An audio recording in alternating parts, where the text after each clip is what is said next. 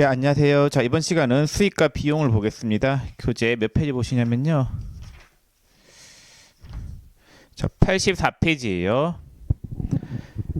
자, 우리가 앞에서 이제 그 재무 상태표 항목인 자산, 부채, 자본에 대해서 살펴봤고, 이번 시간은 이제 손익계산 항목인 수익과 비용 부분을 볼게요. 자, 먼저 나오는 게 손익계산서의 구조가 나와 있는데, 자, 구조가 매출액에서 매출 원가를 빼면 매출 총이익이 나오죠. 그 매출액을 구할 때는 거기 책을 보시면은 순매출액이 손익계산서에 들어갈 매출액인데 총 매출액에서 매출 할인 및 애누리 매출 할인을 뺀 금액이 될 거고, 매출 원가도 그 앞에 재고자산 할 때 배웠었죠. 매출 원가 구하는 거는 결산일 날에 구하는데 기초 상품에서 단기 상품 매입액을 더하고 기말 상품 재고액을 뺀 금액이 매출 원가가 돼요. 근데 매입액이라고 하는 거는 그 별표 1부분 단기 상품 매입액은 총 매입액에서 매입 환출 및 애누리 매입 할인을 뺀 금액이 되겠죠. 이런 거는 재고자산에서 다 배웠던 내용이에요. 자, 그러면 여러분들 교재 89페이지 한번 보시겠어요? 89페이지 3번 문제 볼게요. 자, 3번에 주 납세물산의 2020년도 손익계산서상 매출 총이익이 260만 원일 경우 아래 자료를 보고 2020년도 매출액을 추정하며 단주 납세물산은 상품 도매업만 영위하고 있으며 아래 이외의 자료는 없는 것으로 가정한다. 자, 매출액에서 매출 원가를 뺀 걸 매출 총이익이다라고요. 근데 매출 총이익이 얼마래요? 260만 원이라고 돼 있죠. 그 매출 총이익이라고 하는 거는 순수하게 상품만을 팔아서 남겨 먹은 이익이 매출 총이익이에요. 자, 뭐를 구하래요? 얘를 구하라는 거죠. 매출액. 자, 근데 얘를 알면은 매출액을 구할 수 있겠죠. 자, 그럼 매출 원가는 어떻게 구하느냐? 매출 원가는 자, 이 차변에는 기초하고 단기 매입한 금액. 자, 이게 상품 태계정이라고 했을 때 자, 상품의 증가는 차변에 오겠죠. 차변에 상품이 기초에 썼던 상품하고 단기에 매입한 금액이 있을 거예요. 이 차변에 있는 상품이 팔림의 매출 원가, 판매 목적 이외로 빠지면 타계정 대체. 그 다음에 기말에 남아있는 거는 기말 상품 재고액이 될 거예요. 그래서 우리가 차변에 상품이 이렇게 있었다. 지금 문제에서 기초 상품이 얼마 있다라고 되어 있냐면요. 300. 자, 단기에 매입한 금액이 있는데 이 매입한 금액은 순수하게 매입한 금액 250만 원 있죠. 자, 250. 현재 원장에 보면 상품 금액이 차변에 얼마가 있겠어요? 550만 원 있겠죠. 자, 550만 원치가 있을 건데 요게 기말 가서 봤더니 얼마가 남아 있더래요? 200이 남아 있었더래요. 자, 그러면은 1년 동안 쓴 게 얼마라는 거예요? 200을 빼면 350만 원을 썼겠죠. 그 350만 원은 팔렸으면은 매출 원가, 판매 목적 이외에면은 타계정 대체겠죠. 팔리면 대변에 떨면서 매출 원가, 판매 목적 이외에는 떨면서 뭐 복류 생비, 접대비 이렇게 되겠죠. 그래서 지금 타계정 대체는 접대 목적이니까 접대비로 빠져 있겠죠. 100만 원이 타계정 대체. 그럼 매출 원가는 얼마가 되겠어요? 매출 원가는 250만 원이 되겠네요. 자, 그래서 매출 원가를 구할 때는 여기 기초와 단기 매입한 금액은 원장에 주어져 있으니까 문제에서 무조건 줄 거예요. 자, 기말 재고 금액을 알면은 얘가 나머지 팔렸거나 타계정에 대체된 거겠죠. 문제에서 타계정 대체가 있으면 별도로 언급이 있을 거예요. 그래서 기말 재고를 뺀 나머지는 팔렸거나 타계정 대체 둘 중에 하나로 빠지는 거예요. 자, 그럼 매출 원가가 250이니까 매출액은 얼마가 되겠어요? 매출액은 510만 원이 되겠네. 자, 3번의 답은 3번이 되겠고, 자, 그 다음에 5번 문제 볼게요. 자, 5번에 다음 자료를 이용하여 영업이익을 구하시오. 자, 매출액이 3천만 원이죠. 매출액이 3천만 원. 자, 매출액에서 매출 원가를 뺀 거를 매출 총이익이다라고 하는데 매출 원가가 얼마냐 봤더니 매출 원가가 거기 맨 밑에 매출 원가가 2,500이라고 돼 있죠. 매출 원가가 2,500. 자, 그러면 매출 총이익이 얼마가 나오겠어요? 500만 원이 나와요. 자, 영업이익을 구하기 위해서는 판관비만 빼야 돼요. 판매하는 과정에서 들어가는 비용이 판관비만 빼야 된단 말이에요. 자, 근데 이 판관비는 여러분들이 시험 문제에서 잘 모르겠으면은 그거를 저걸로 보세요. 뭘로 보냐면요. 프로그램에서 800번대가 판관비죠. 계정 과목 및 적유 등록에서 찾아보면 돼요. 그래서 거기에 매출액 옆에 직원 회식비를 보면 직원 회식비는 20만 원이잖아요. 복류생비죠. 개정 과목이. 판관비 맞죠? 복류생비는 811번. 임직원 급여는 네, 판관비 800번대 802번이에요. 거래처 접대비는 813번. 그 다음에 광고선전비도 800번대. 유형자산 처분 손실은 여러분들이 개정 과목 및 적용 등록에서 찾아보면은 이 영업의 비용으로 돼 있어요. 그 다음에 단기 대여금의 대손 상각비는 영업의 비용이죠. 기타의 대손 상각비로 해서 영업의 비용으로 처리해야 되겠고, 기부금도 영업의 비용이죠. 기부가 영업 활동일 수는 없겠죠. 자, 그렇게 찾으면 돼요. 프로그램에서. 그래서 여러분들이 판단할 수 있으면 판단하시는데 판단이 잘 안 되면은 프로그램에서 찾으면 다 나와 있으니까 억지로 외우거나 그러지는 마세요. 자, 판관비는 800번대 비용이다. 그럼 800번대 비용이 어떤 게 있었느냐? 직원 회식비 20만 원. 자, 그 다음에 임직원 급여 200. 그 다음에 거래처 접대비 20만 원. 광고 선전비 20만 원. 해서 260만 원이겠네요. 260 빼면은 영업이익이 240만 원. 이렇게 계산이 되겠습니다.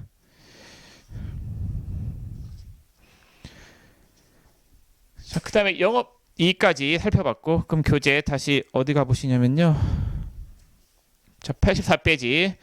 자, 84페이지 5번의 영업이익이고, 순수하게 영업활동을 통해서 벌어들인 이익이 영업이익이고, 그 다음에 영업의 수익하고 영업의 비용을 고려해서 법인세 비용 차감 전 순이익이 나오고, 그리고 법인세 비용을 빼면은 단기 순이익이 나와요. 자, 여러분들 영업의 수익하고 영업의 비용은 900번 되죠. 프로그램에서. 그래서 개정 과목이 이 손익계산서에 어디에 해당하느냐는 여러분들이 억지로 외우지 마시고 프로그램에서 찾으면은 그 내용이 다 나와 있습니다. 자, 됐고, 그 다음에 85페이지 수익과 비용의 측정 및 인식 기준이 있는데, 자, 수익하고 비용은 어떻게 인식하느냐? 자, 원래 원칙은, 자, 수익하고 비용은 발생주의에 따라서 인식을 해야 돼요. 우리가 발생주의의 반대가 현금주의거든요. 현금이 들어오고 나갔을 때 수익과 비용을 인식하는 게 현금주의인데, 회계 기준은 수익과 비용을 발생주에 따라서 인식하래요. 그래서 여러분들이 나중에 이제 결산문계 배울 건데 회계 1급에서도 배웠을 거예요. 결산일 날에 이런 문제 했던 걸 기억나시죠? 차변의 미수 수익, 대변의 이자 수익. 현금을 받지 않았다 하더라도 그 해에 발생한 이자에 대해서 차변의 미수 수익 잡고 대변의 이자 수익 잡는 분계 하시잖아요. 그래서 수익과 비용은 발생했을 때 인식을 해야 된단 말이에요. 그래서 원칙은 발생주의다.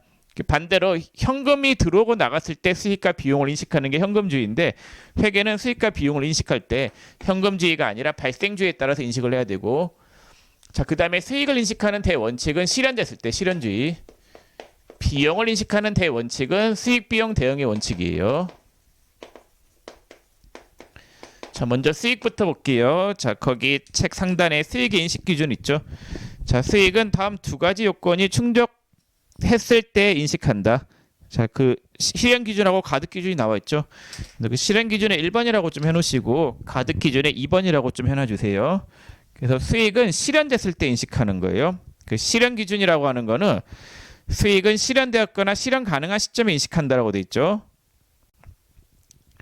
그 다음에 이번에 가득 기준은 수익은 가득 과정이 완료된 시점에 인식한다라고 돼 있는데, 이게 뭐냐면요. 자, 물건을 팔았죠. 물건을 팔았으면은 실현 기준이라고 하는 말은 돈이 들어오거나 들어올 예정인 거예요. 돈이 일단 돈에 대한 게 확정이 돼야 돼요. 그래서 실현됐다 이 말은 돈이 들어오거나 들어올 예정이다 이 말인 거고, 그래서 우리가 물건을 팔았으면 일단 돈이 들어오겠죠. 혹은 외상을 했으면 나중에 돈이 들어올 거 아니에요. 그때 수익을 잡으라는 거고, 가득 기준은 수익 창출을 위한 모든 활동이 종료됐을 때를 가득이 됐다, 가득 기준을 충족했다라고요. 수익은 이때 인식하는 거예요. 돈이 들어와야 되고, 그 다음에 내가 더 이상 해줄 게 없을 때, 그때 수익을 잡아라. 자, 근데 여러분들은 그냥 이렇게 수익은 실현주의에 따라서 인식한다, 이렇게만 아시면 돼요. 실현됐을 때 인식한다. 자, 그다음 비용의 인식 기준은 일단 수익 비용 대응의 원칙이 있는데, 이건 매출 원가를 인식할 때. 자, 예를 들어서 우리가 물건을 5개 팔았다. 개당 500원에. 그럼 거기에 대응되는 원가를 잡아야 되는데, 원가는 팔린 거에 대한 원가를 잡아야 될 거 아니에요. 그래서 이 5개의 대응들은 원가를 잡아야 된다. 그게 수익 비용 대응의 원칙이에요. 그래서 매출 원가는 수익 비용 대응의 원칙이고, 그 동그라미 2번에 체계적이고 합리적인 방법이 있는데 감가상각비는 체계적이고 합리적인 방법으로 비용을 인식하죠. 그 다음에 3번의 단기 비용, 복류생비나 접대비 같은 거는 바로 즉시 비용 처리하잖아요. 자, 그래서 비용을 인식하는 기준은 그렇게 3가지가 있는데 비용 중에서 매출원가 비중이 가장 높은 편이기 때문에 일단 비용의 인식 기준은 가장 대표적인 게 수익 비용 대응의 원칙이다. 이렇게 아시면 되겠고, 자, 이번에 수익의 측정이 있는데 수익은 재화의 판매 용역의 제공이나 자산의 사용에 대하여 받았거나 또는 받을 대가의 공정가치로 측정한다. 자, 여러분들 지금 우리가 보고 있는 게 차변의 현금 500원, 대변의 제품 매출 500원이면은 이 수익 분계를 언제 해야 되느냐를 일단 우리가 알아야 되겠죠. 자, 수익은 언제 인식한다라고요? 수익이 실현됐을 때. 자, 그 다음에 이 금액을 어떻게 측정을 하느냐? 예, 어떻게 측정했어요? 수익 금액은? 수익 금액 500원은 차변에 들어오는 받은 돈, 받을 돈에 대해서 받을 돈의 공정가치로 측정한다. 요 돈의 공정가치, 시가, 시가로 측정한다. 그래서 수익은 받을 돈에 얼마로 측정한다라는 거예요. 자, 그럼 인식, 수익을 인식하는 거는 언제? 인식하는 거는 분계를 언제 하느냐? 분계에 대한 부분이고, 측정은 금액에 대한 부분. 금액에 대한 부분은 받을 돈이고, 인식은 실현됐을 때다. 자, 3번에 그러면은 이 수익의 인식에 구체적인 기준이 있을 거 아니에요. 자, 구체적인 기준이 재화를 팔았을 때가 있고 용역을 제공했을 때, 이 2가지로 나눠서 볼게요. 자, 수익의 인식에 재화의 판매가 있는데 그 옆에 보시면 재화의 판매의 수익 인식 기준을 봤더니 기역부터 미음까지가 있어요. 대원칙이에요. 재화를 팔았을 때 수익을 어떻게 인식하느냐, 그 기준이 어떻게 되느냐 봤더니, 자, 기역에 그 첫 번째 줄 끝에 이연과 보상이 구매자에게 이전에 밑줄을 그시고, 자, 니은은 2번째 줄에 관리나 효과적인 통제를 할 수 없다. 예, 거기 밑줄 그시고, 그럼 디귿하고 리을을 묶어요. 디귿하고 리을을 묶고, 그 다음에 미음에 가운데에 발생할 원가를 신뢰성 있게 측정할 수 있다. 거기 밑줄을 그세요.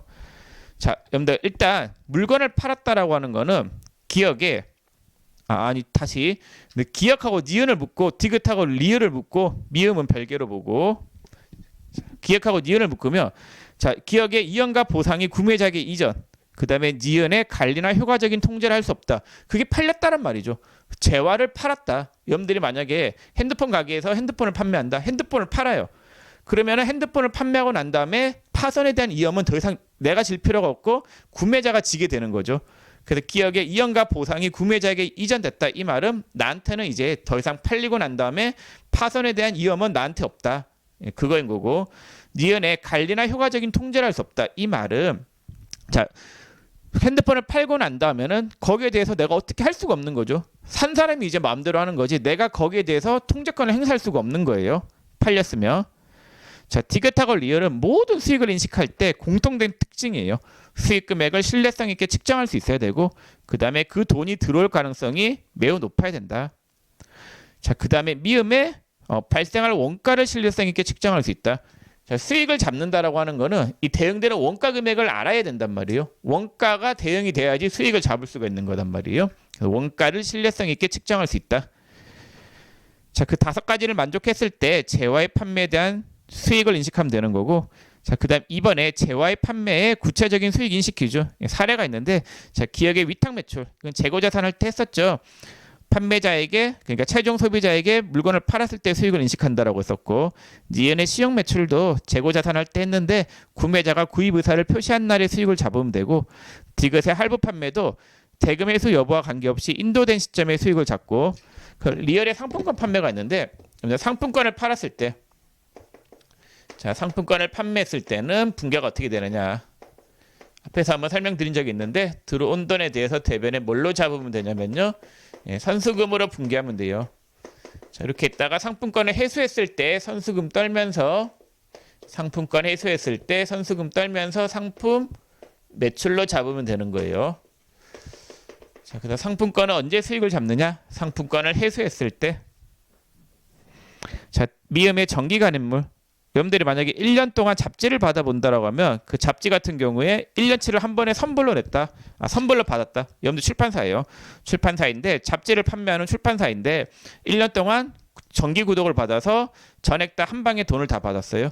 그럼 그 수익은 어떻게 잡느냐? 정액법으로 인식해요. 12로 나눠가지고 월별로 수익을 잡으면 되는 거예요. 자, 비업의 설치 및 검사 조건부 판매가 있는데 설치를 해야지 모든 게 완료되는 게 있어요. 에어컨 같은 경우에 에어컨을 팔았다라고 해가지고 그걸로 끝나는 게 아니죠. 설치까지 같이 해줘야지 끝나는 거잖아요. 설치 및 검사 조건부 판매는 설치와 검사가 완료되었을 때 수익을 잡아야 되는 거예요. 자, 그 다음에 수익 인식이 이제 용역의 제공은 어떻게 하느냐? 용역의 제공. 자, 일단 대원칙이 있죠. 기억부터 리을까지가 있는데 기억하고 니은은 재화랑 같아요. 모든 수익의 공통된 특징이에요. 수익 금액을 신뢰성 있게 측정할 수 있고 경제적 효익의 유익 가능성이 매우 높다. 다 똑같은 거고. 자, 그 다음에 용역은 있잖아요. 일을 해주는 거잖아요. 일을 해주는 거기 때문에 어느 정도 시간이 필요한 거기 때문에 진행률이라는 거 하는 게 있어요. 그래서 우리가 수익을 인식할 때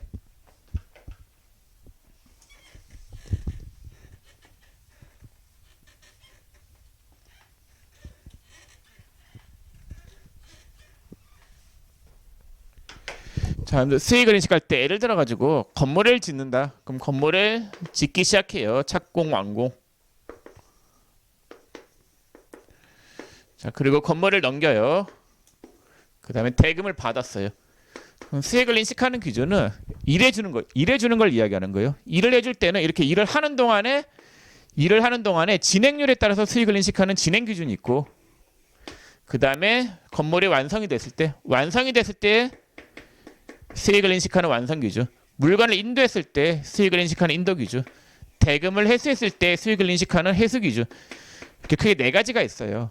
자, 근데 일반적으로 용역은 일을 해주는 거기 때문에 이 일을 해주는 진행률에 따라서 수익을 인식하는 진행 기준이 거의 대부분이에요. 대원칙은 진행 기준이다. 이렇게 아시면 돼요. 자, 그래서 디귿하고 리얼을 봤더니 진행률을 신뢰성 있게 측정할 수 있고, 그다음 리얼에 이미 발생하는 원가 및 거래 완료를 위하여 투입하여야 할 원가를 신뢰성 있게 측정할 수 있다. 이건 재화랑 똑같죠. 재화랑 다른 거는 디귿, 진행률이 나와요. 진행률이 나오면은 그 용역의 제공이다라고 생각하시면 돼요. 자, 그럼 이번에 용역의 제공 구체적인 수익 인식 기준은 거의 다 진행 기준이에요. 기업의 용역 매출, 용역은 일해주는 거니까 일을 해주면서 받는 수익은 진행 기준. 니은의 건설용 공사계약, 건물 지어주는 것도 진행 기준. 디귿의 광고 수수료도 진행률에 따라서 인식. 리얼의 예술 공연 등의 입장료. 요거 같은 경우에는 이제 행사가 개최되는 시점에 수익을 잡는데, 여러분들이 만약에 그 콘서트 표를 샀다. 그러면은 콘서트 하는 회사 입장에서는 수익을 언제 잡느냐? 행사가 개최되는 시점에 잡아야 되겠죠. 일단 입장이 돼야 되잖아요. 그 전에 함부로 할 수도 있는 거고 행사가 취소될 수도 있는 거잖아요. 행사가 개최되는 시점에 수익을 잡는 거고, 미음의 수강료도 진행률에 따라서 그러니까 진행되는 정도에 따라서 강의 기간에 걸쳐 수익을 인식하면 되고, 비업의 소프트웨어를 만든다. 소프트웨어를 제작해 준다라고 하면은 그것도 시간이 걸리는 거죠. 일을 해주는 거기 때문에 진행률에 따라서 수익을 인식하면 되겠습니다. 자, 그러면 내용 다 봤고, 그다음 86페이지 필수 분기 연습을 좀 볼게요. 자, 수익과 비용 부분은 필수 분기 연습이 어떤 것들이 있느냐? 크게 어려운 게 아니에요. 이 부분은 그냥 비용 계정이나 수익 계정을 어떤 거 쓰느냐, 거기에 대한 문제들인데, 자, 1번 봤더니 공장 건물 청소원이 김갑순에게 인건비 50만 원을 현금으로 지급하고 일용직 근로소득으로 신고하였다. 그럼 비용 쓴 거니까 대변에 현금 50이고 차변에 오는 계정 과목은 작급을 하시면 돼요. 청소 근로자들, 일용직 근로자들은 계정 과목이 작급. 자, 이번에 산재보험료는 보험료로 처리하면 돼요. 근데 이걸 복류생비라고 해도 틀리진 않아요. 4대 보험은 제가 앞에서 설명했을 때 회사가 직원들을 위해서 쓴 돈이기 때문에 복류생비라고 해도 되고, 그 다음에 실무상 고용보험이나 산재보험은 보험료로 한다라고 썼죠. 자, 3번에 중국의 외주 가공을 의뢰한 제품의 가공이 완료되어 가공료 US $10,000를 현금으로 송금하였다. 환율은 US $1당 1,300원. 그러면 차변에 외주 가공비 1,300, 대변에 현금 1,300. 가공비는 계정 과목이 외주 가공비예요. 자, 4번에 당사는 정기말 매입처 주 1회 상사에 대한 외상 매입금 3천만 원 중 2,500만 원을 금일 보통예금 계좌에서 이체하여 상환하였고 나머지는 주 1회 상사의 배려로 탕감받았다. 단 이와 관련한 이자 부분은 고려하지 않기로 한다. 외상 매입금 갚는 거니까 대변에 있는 외상 매입금을 차변에 빼고 그 다음에 보통예금 통장에서 돈이 얼마가 나갔어요? 2,500이 나갔고 이렇게 채무를 면제받아서 나오는 이익을 채무 면제 이익이다라고요. 이 계정 과목은 알아두세요. 그래서 외상 매입금 즉 채무가 면제됐죠. 그때 나오는 이익을 채무 면제 이익이라고 합니다. 자, 5번 매출자 사장과 매화식당에서 식사를 하고 식사대 10만 원을 삼성카드로 지불함. 거래처니까 접대비겠죠. 차변에 접대비 10만 원, 카드 결제니까 대변에 미지급금 10만 원. 미지급 비용도 가능해요. 계정 과목은. 자, 6번 회사는 대표이사의 주소가 변경됨으로 인해서 법인 등기부 등본을 변경 등기하고 이에 대한 등록세로 12만 원을 현금 지출하고 등록세 낸 거는 세금권과금. 그 다음에 등록 관련 수수료 10만 원, 수수료 비용 10만 원.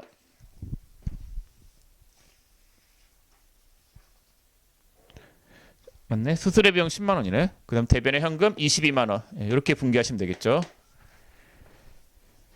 자, 여러분들 그 법인 변경 등기하고 내는 등록세 세금 낸 거니까 세금권과금. 그 등록 관련 수수료는 수수료 비용. 그렇게 처리하시면 되겠고. 근데 참고로 있잖아요. 그 실무에서 등기부 등본 변경하면서 수수료 등록세 내는 게 있는데 그 등록세 내는 거 중에서 다 그냥 일반적으로 다 세금권과금이에요. 자, 근데 주식을 발행하는 과정에서 증자할 때 있잖아요. 증자할 때 등록세 낸 거 있죠. 그거는 신주 발행 비용으로 보고 주식의 발행가에서 빼야 된단 말이에요. 주할차로 빠져요. 참고로 알아두세요. 자, 그다음 7번. 영업부서에 난방용 유류대 35만 원과 공장 작업실에 난방용 유류대 74만 원을 보통예금 이체로 결제했다. 자, 본사의 전기는 본사의 전기, 가스, 수도, 난방은 수도 강렬비. 공장은 전기가 전력비, 가스, 수도, 난방은 가스, 수도료. 이렇게 계정 과목을 구분해서 써요. 자, 그러면 영업부의 난방용 유류대는 수도 강렬비, 공장의 난방용 유류대는 가스, 수도료. 이렇게 하시면 되겠고 8번에 수출 영업부에서 무역협회 일반회비, 일반회비는 세금권과금, 차변에 세금권과금 20만 원. 자, 9번에 영업부 사원이 당일 해외 출장을 가면서 주 대한항공으로부터 항공권을 80만 원에 구매, 출장비는 여비교통비. 그 다음 10번은 나중에 하세요. 오류 수정 배우고 하시고. 자, 그 다음에 11번 한국기술교육재단에서 실시하는 정기교육에 본사 회계부서 직원을 참가시키면서 교육 참가비와 교재비 합계 15만 원을 삼성카드로 결제하였다. 차변의 교육훈련비 15만 원, 카드 결제한 거는 미지급금 15만 원. 자, 12번 전월에 발생한 화재로 인하여 소실된 제품에 대한 보험금 7만 원을 보험회사로부터 보통예금 계좌로 입금받았다. 그럼 이게 화재가 발생하면은 대변의 제품을 떨고 재해 손실이에요. 자, 보험금 받으면 차변의 보통예금, 대변의 보험금 수익 이렇게 분기하면 돼요. 자, 그래서 제품이 소실됐잖아요. 그 대변의 제품 빼고 재해 손실, 보험금 받았을 때는 차변의 보통예금, 대변의 보험금 수입. 자, 14번 바로 볼게요. 14번 제품을 보관하기 위한 창고형 건물이 금일 화재로 소실되었다. 그럼 건물을 제거해야 되겠죠. 건물을 대변에 빼요. 건물이 얼마가 빠지냐면요. 1,000만 원. 자, 감로 300이 빠지죠. 그럼 건물이 얼마나치가 없어진 거예요? 700만 원어치가 없어진 거죠. 그 700을 뭘로 처리하냐면요. 재해 손실 700 이렇게 분기하면 돼요. 그래서 불에 타서 손실이 발생하면 재해 손실. 자, 그다음 13번 당사는 미지급 세금으로 처리되어 있던 2020년 1기 확정 신고 기간에 부가가치세 미납세액 100만 원을 납부 불성실 가산세 5만 원과 함께 법인카드로 납부했다. 부가세가 얼마였다라는 거예요? 부가세가 100만 원이었다라는 거죠. 근데 세금을 늦게 나가지고 가산세가 5만 원 붙어가지고 부가세 얼마 내야 되는 거예요? 105만 원 내야 되는 거죠. 자, 일단 옛날에 내야 될 부가세는 대변에 미지급 세금이라고 잡혀 있었을 거예요. 자, 내요. 자, 내는데 그러면 대변에 있는 미지급 세금 100만 원이 차변에 빠지고. 자, 그 다음에 가산세를 냈죠. 가산세가 얼마가 붙었어요? 5만 원. 가산세는 세금과 공과금, 세금과 공과. 그럼 105만 원을 카드 결제했대요. 근데 카드 결제하면은 세금을 카드 결제하면은 수수료가 붙어요. 수수료가 결제 금액의 1%가 붙어요. 그럼 105만 원에 1% 하면은 1,500원이 붙어요. 1,500원만큼 수수료 비용. 105만 원의 1%가 수수료로 붙었단 말이에요. 이게 카드 결제한 금액이죠. 대변의 미지급금 106만 500원 이렇게 되는 거예요. 근데 카드 결제한 거는 미지급금 대신에 미지급 비용으로 써도 뭐 틀리지는 않아요.